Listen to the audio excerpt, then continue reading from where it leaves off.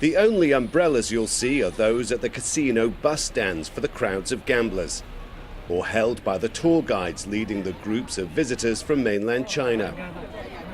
Hardly an umbrella raised in protest or even in support of Hong Kong's protesters. And on the new sprawling campus of Macau's university, one lonely yellow ribbon, the symbol of the Hong Kong movement.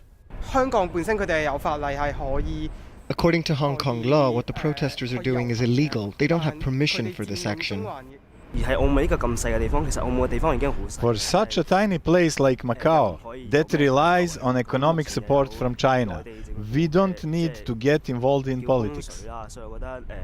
Trying to get his students more involved cost him his job, so says academic and political activist Bill Chow.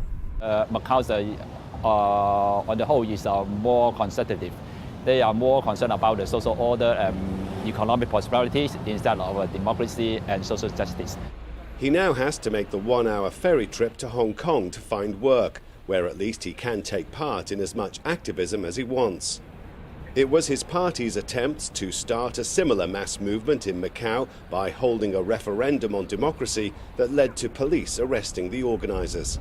Despite attempts by the authorities to close down the referendum, about 9,000 people did vote online. 95% of those wanted direct elections. But for the vast majority of people in Macau, the issue is simply too controversial. China, far too powerful to pick a fight with. For the few pro-democracy lawmakers here, hopes rest on the current generation of students to finally find a voice. Some activities they learn from Hong Kong and Taiwan.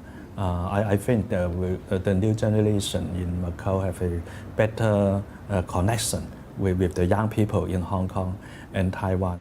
But for now, it seems Macau will largely be choosing the path of obedience. For them, the safer bet than Hong Kong's democracy gamble. Rob McBride, Al Jazeera, Macau.